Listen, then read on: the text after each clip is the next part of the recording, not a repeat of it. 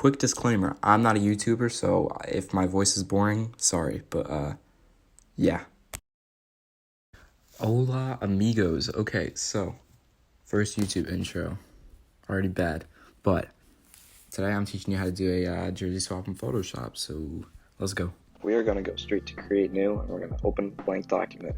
Make this whatever dimensions you want, but what I'm going to do is just go 4,000 by 5,000 pixels, and for the resolution, just do 1080 pixels per inch. Now you're going to go to whatever website you want to get your image from and search up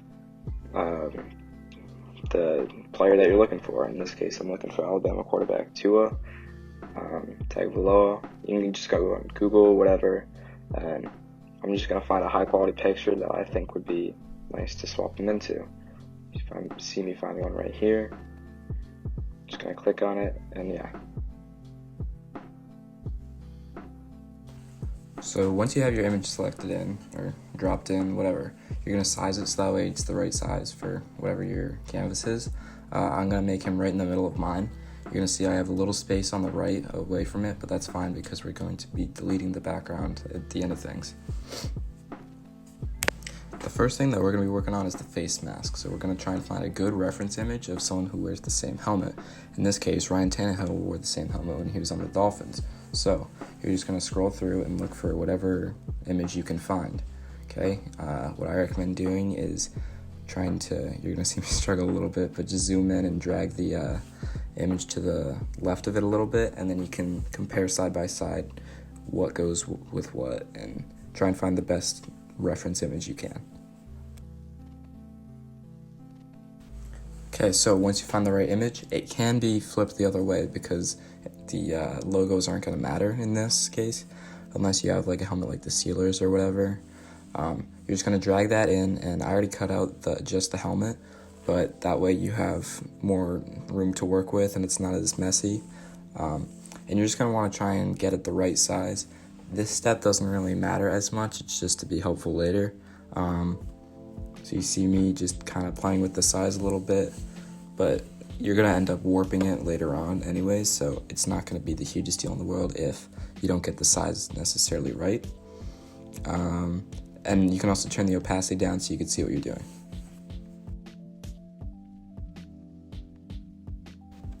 Okay, so important step number one is this is how we're going to be doing the face mask. So if you go to your pen tool and zoom in on the face mask of the reference image, you're just going to start cutting out single bars so that way we're able to paste them on pretty easy. So you see me cutting out this one. You want to be as precise as you can.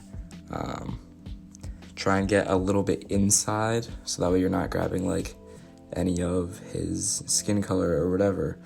You just want the color of the face mask. So just keep on going.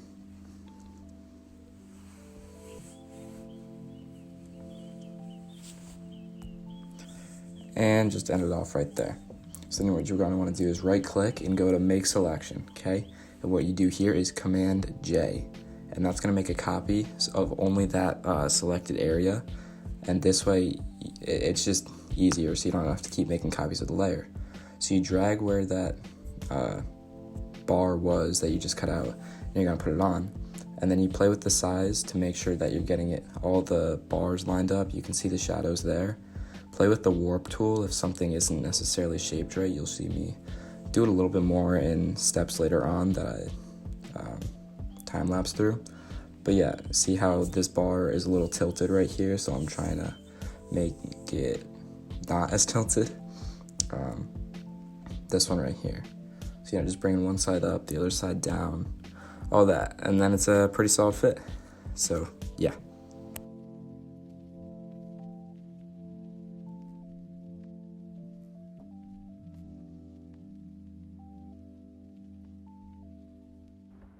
Okay, so I'm realizing I said earlier you click Command J. That's only on Mac. If you're on PC, you'd click Control J. But anyways, during this time lapse of me cutting out some of the bars, I'll answer some questions that I put on my stories. So first one was favorite Dolphins off-season signing. The favorite player that I got so far was probably Byron Jones. Not a huge fan of his contract, though. We did overpay him. So if I had to say, like, contract and player-wise, I think Emmanuel Ogbah could be really solid. He had, like, a really high pressure rate. I know he's young. He's only 25. He's got lots of potential. Yeah. Tua or Burrow? Well, that depends, like, what you're saying. I think that we are going to get Tua much more likely than Burrow. Obviously, Burrow's the better quarterback right now, but I think when both fully healthy, I think that Tua could be probably better. I don't know. Both are extremely talented dudes. So you'll see me come to the end of this first time lapse. And, yeah.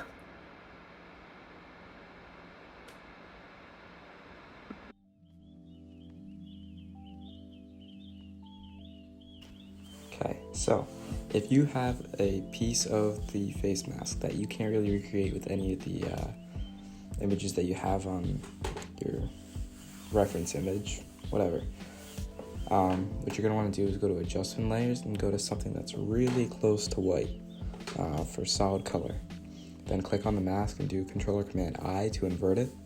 And now what you're going to want to do while selected on the mask is go to the brush tool, get something that's almost solid but not quite, so hardness like 85-90%, and just take the white brush tool and brush over where you want it to be. Take the black brush tool if you want to like take it away from areas. Yeah, now what you're gonna want to do is go back to the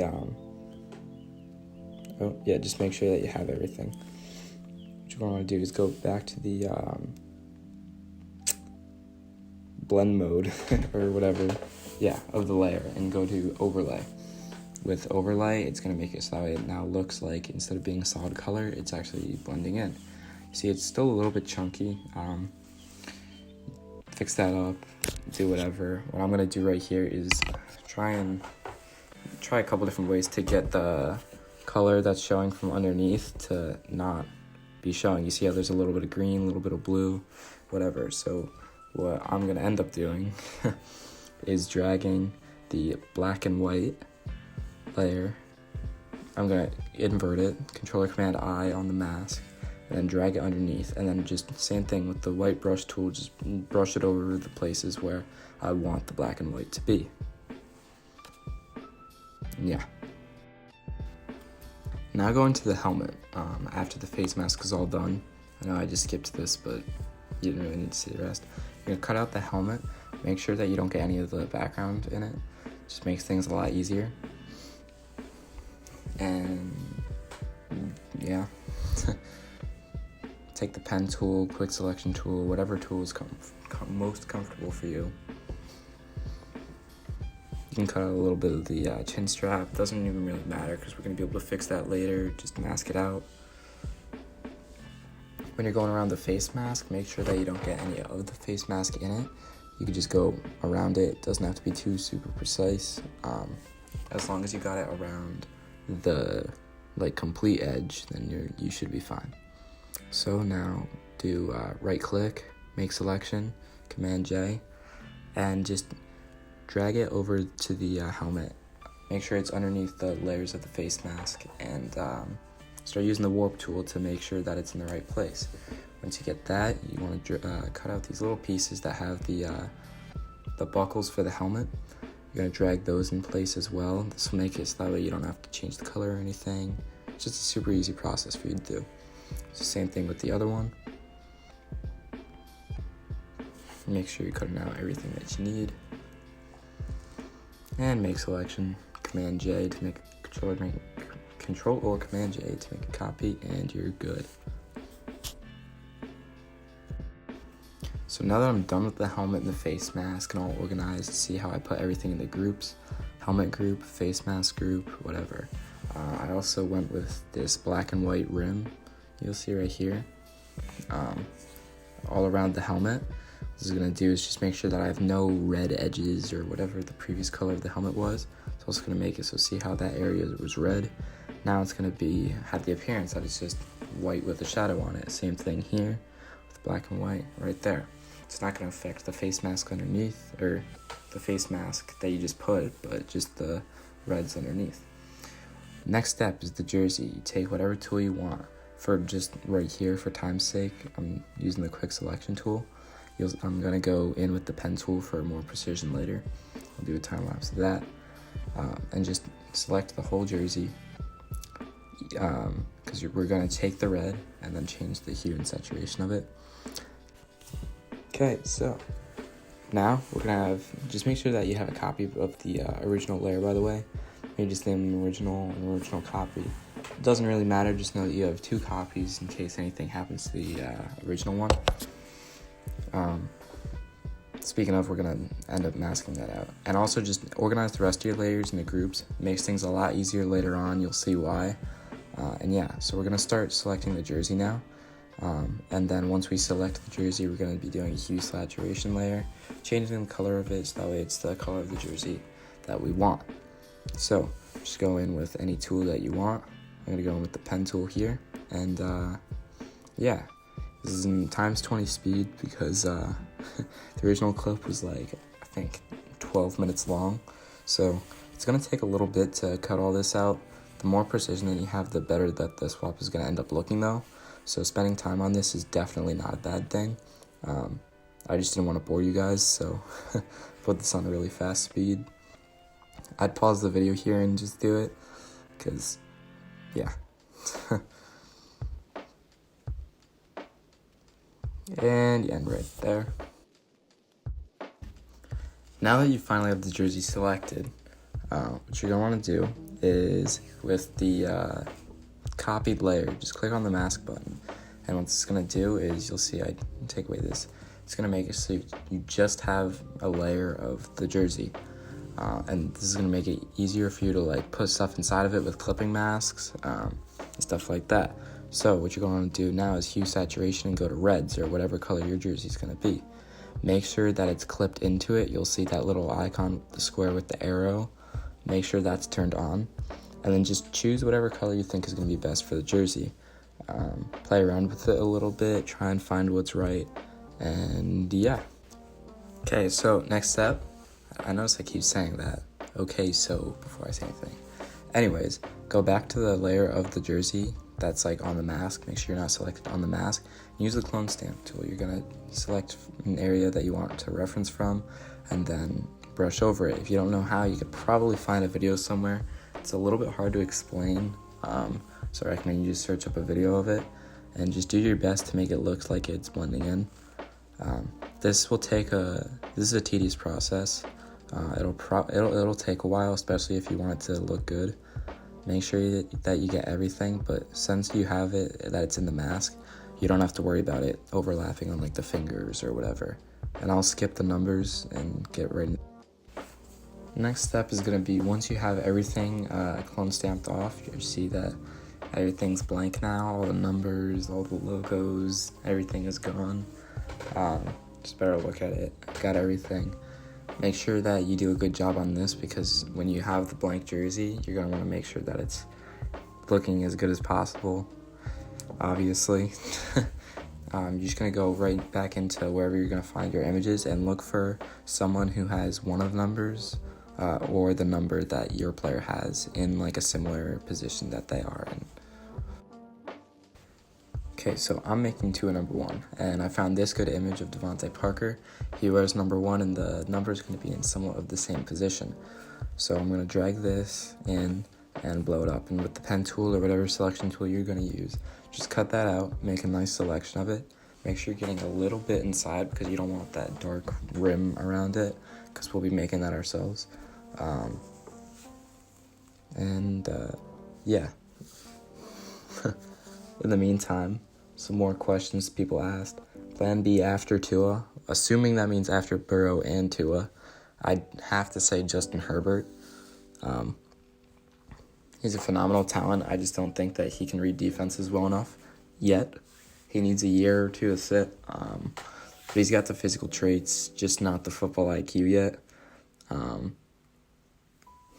Yeah. Okay. What's going on with Taco? So with all the guys that we're bringing in, don't think Taco will have any role as a starter this year. He didn't really have much as a starter last year towards the end of the year, So I think that he won't get that much playing time. He'll definitely still be on the roster just because of his scheme fit, but yeah. Anyways, once you have the number selected, you're just gonna mask it out and drag it into place. And if you're clipping it in, then you can't really apply many changes to it, so I'll show you what to do later, but just make sure that you have the number in the right position. You use the perspective tool, the warp tool like I'm using right here.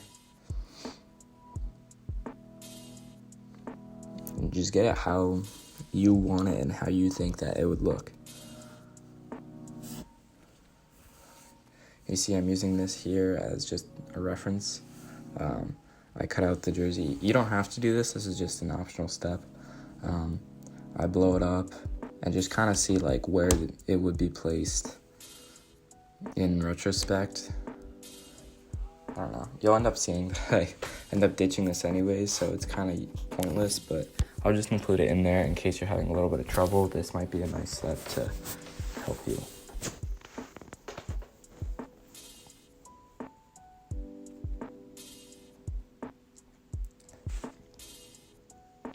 Okay, so what you're going to end up seeing is that if I put it in the clipping mask, right, I can't apply changes to it later, which I'm going on to the next step. So what you're going to end up doing in the next step after you finish warping and stuff is you're going to want to make I'll just show you.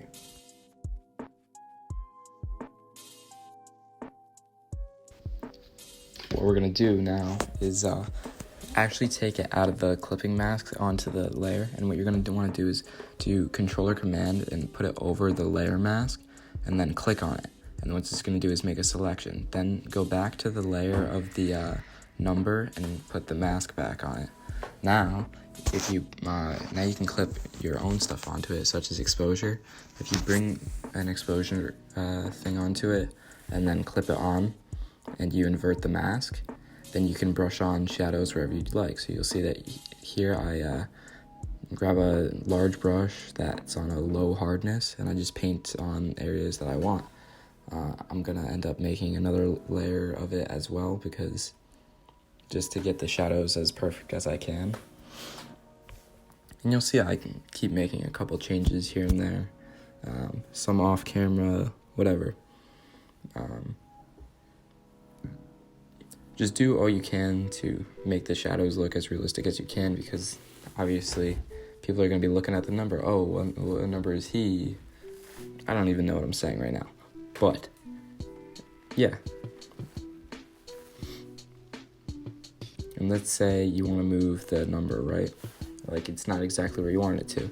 What you can do is right click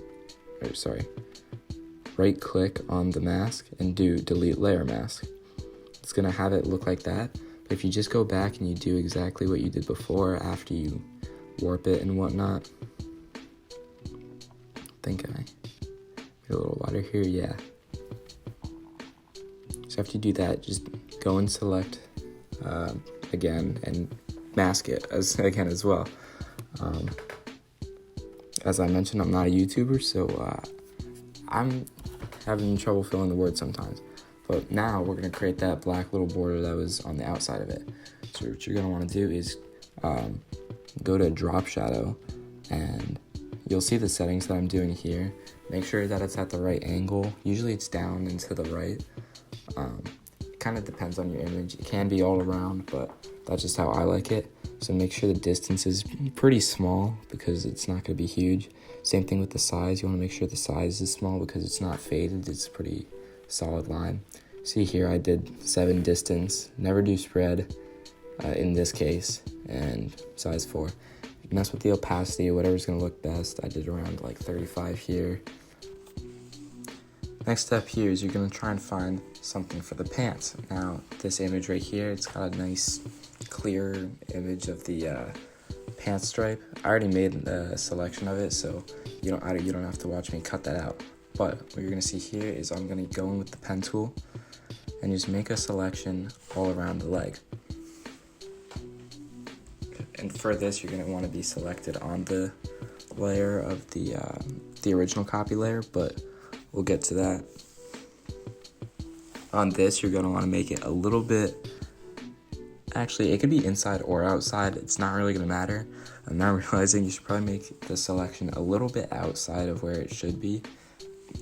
Doesn't have to be exactly perfect, but yeah, just go all the way down or to wherever it would be. And this is going to vary depending on like whose jersey it is. I know the Chargers have like the Broncos have like a stripe that goes kind of weird. So it's not going to be the same for everyone, but yeah. Okay, so once you get all the way down, just go back around. Make sure you're not getting or hitting anything else along the way. I'm going around his hand warmer right here.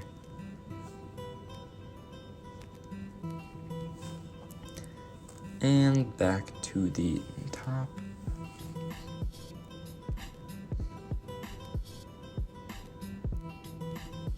And there you go. Okay, so make a selection right there. Go back to the original layer and make a copy. Do Command J. Now, this is the layer. Just drag it down or above to where that layer would be. And you'll see that then now it will be clipped onto that area of the leg that you just selected. Use the warp tool to, make changes and get it as perfect as you can in the right position. You'll know depending on your team. Again, like I said, it's different for every team, but yeah.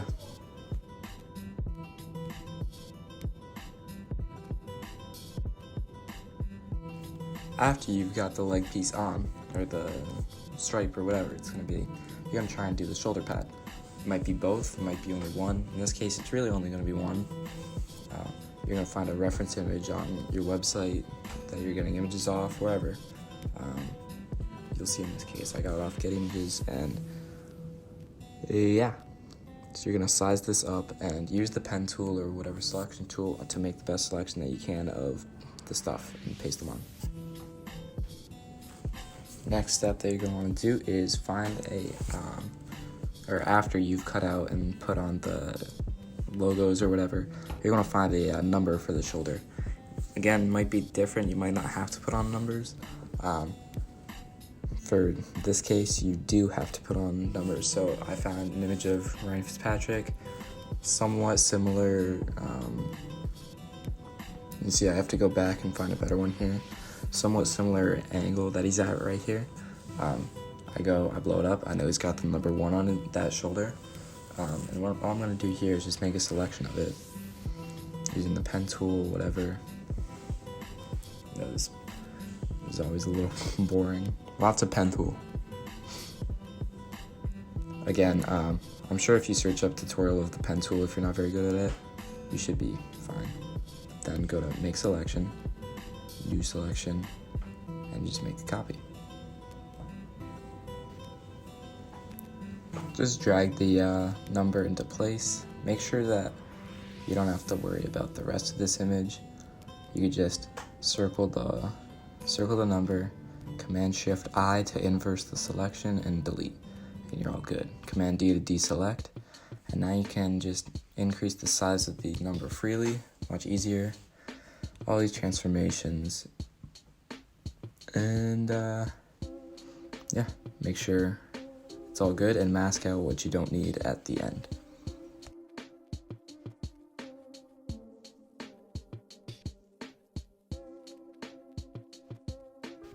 We are almost done with this swap, but there's one big last step that we're going to have to do after doing all the jersey details. And that's going to be swapping the ball. It's if you're doing a college to NFL swap, this is going to be really important because you can't have a college ball in an NFL swap. It just ruins the realism.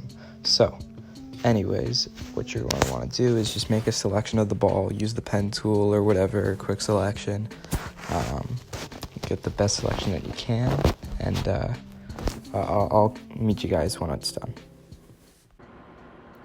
Okay, hi guys. So I forgot to record audio for this part. So I'm coming back. It's probably a worse camera or microphone.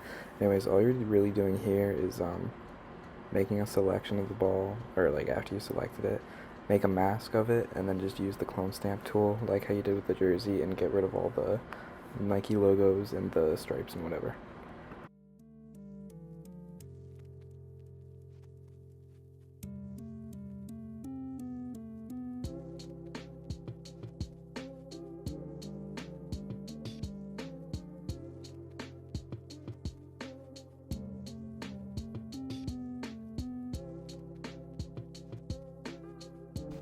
Now that you have a blank ball in place, right, what you're going to want to do next is, after just naming a ball, get organized, whatever, you're going to go to Safari or Google, whatever, find an image of the ball, of an NFL ball, and just drag it in.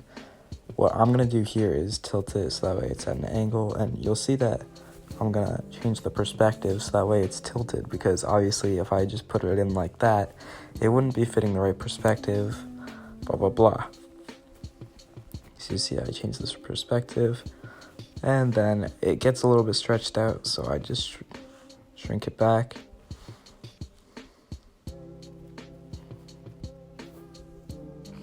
Going with the lasso tool. You can use the pen tool, quick selection tool. Don't recommend quick selection, but if that's what you please, then you may. And just Command-Shift-I to delete the rest, Command-J to make a copy, and yeah. So now you have this text, that's going to be on the back of the ball. You want to clip that into the ball, okay, so that way you have it so it goes underneath the fingers. You can use the warp tool, perspective tool again, whatever. But you're not going to worry about the colors right now. I'll get into that. But just make sure that you got it all set in the right position, that it looks how it would on an actual NFL ball.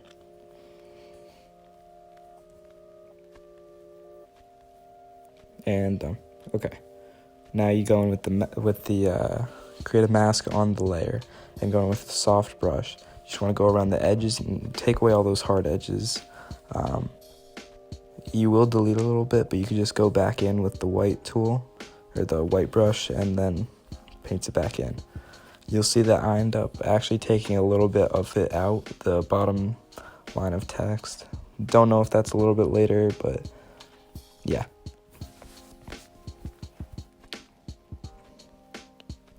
Another thing I recommend is not actually clipping it onto the ball, but instead, what I did just there was create a new layer and combine it with the mask of the cutout of the text, just so that way I have a new layer to work with, and it's just that I don't really know how to explain it, but I did it. Make a selection of the ball, and then mask the text on the back or whatever again. Kind of like how you were doing with the number earlier in the video. And then now you're able to clip on hue and saturation to it. You'll see that I am able to get the right hue, so it looks a lot better. Go back in with the brush tool. You see there's still a little bit of detail that I don't need. I'm gonna brush that away. Get some back.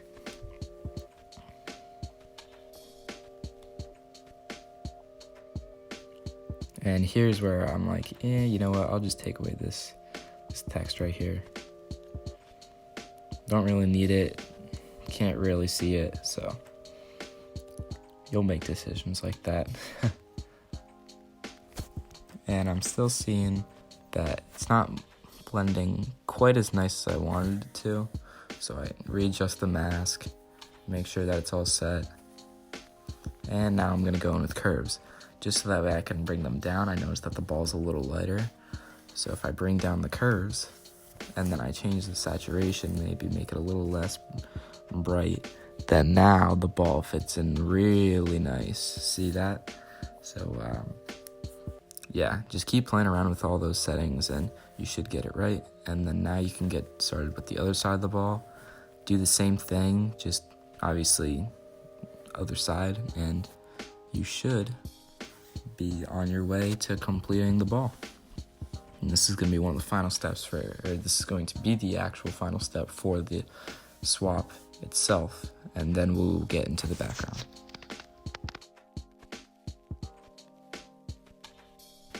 Finally, the ball is done. You can see that I made it into a group. I'll just kind of show you briefly what I did. When I created it, I put a little bit of a Gaussian blur. You go to Filter, Blur, Gaussian blur, just so that way it's not super clear and it looks like it's moving. It has a little bit of movement, has a bit of life to it. I also clipped exposure onto each one of the things. That way I could add shadows to it that were deleted or whatever, didn't blend as well. You could see I did it with the other side as well. Obviously, I did the hue saturation, the curves. You can see I did the exposure with this side, like I mentioned.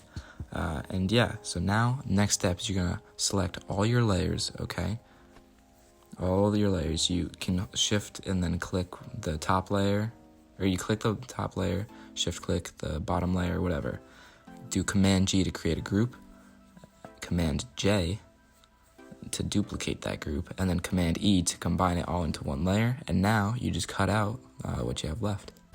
After a tedious process of cutting out the actual swap, you have your selection and click the mask tool. You're going to see, hey, wait, the background didn't delete. You just have to click the visibility of the work group that you had, and now you have a PNG or a cutout with a blank background.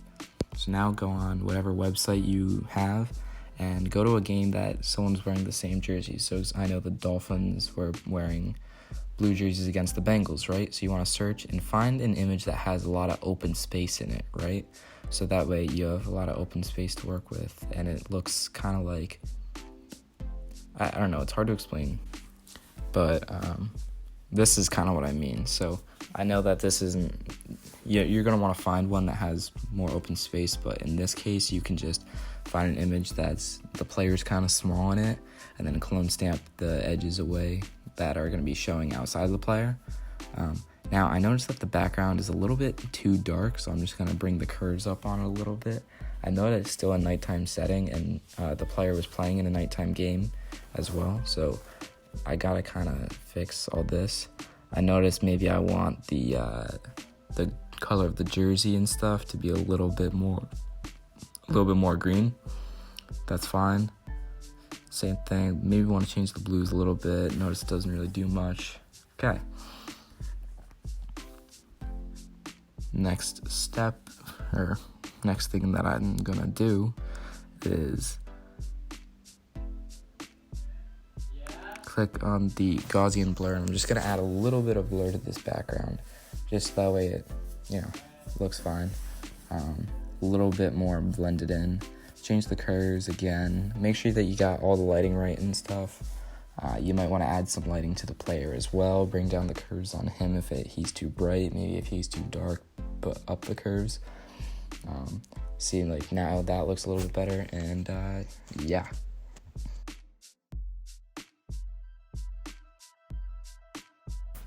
So you see that I came back and I added a little bit of effects. I added some little bit of glows at the top, so that way it looks like light beams coming down because it's a nighttime stadium.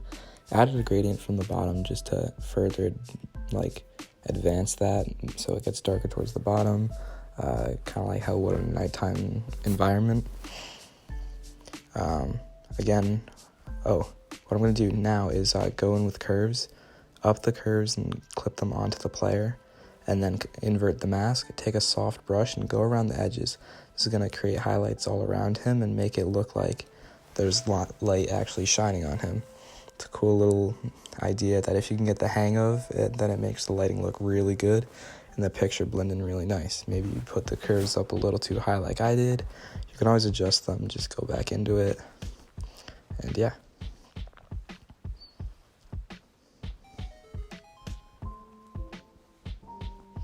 So just play with whatever settings you can, and eventually, hold up. Okay, eventually you're going to select all the layers, create a group, and just like you did before, you're going to create a copy of that group, Command J, and then do Command E. So you have one big thing, and I would just add maybe some glows, whatever you want. take a big soft brush, take a color, and put glows whatever. I do this on most of my posts, and yeah, maybe you could add a retouch as well in Camera Raw. Bam. And yeah, that's basically gonna be it. Maybe you want to add some hue saturation. Oh, add back in your logo. I just had this document open, don't worry about it. It had my logo in it. I was working on it before. So you can just put a normal logo or whatever you had, white, black, whatever you need it to be. Blend mode to overlay. You can even keep it on normal. Adjust the opacity a little bit. That's fine. Maybe you want to do some like cool, I don't know, whatever this is, effects. I don't know, this is rain, dust, sparkles. I don't know, but it looks kind of cool. Basically, you just put whatever effects on it and you are done. You'll see me work around a little bit in this final stuff, but thank you guys for watching. I don't sound very motivated right now. Don't worry, I am. This was just like 36 minutes of audio, me talking, so never done that before.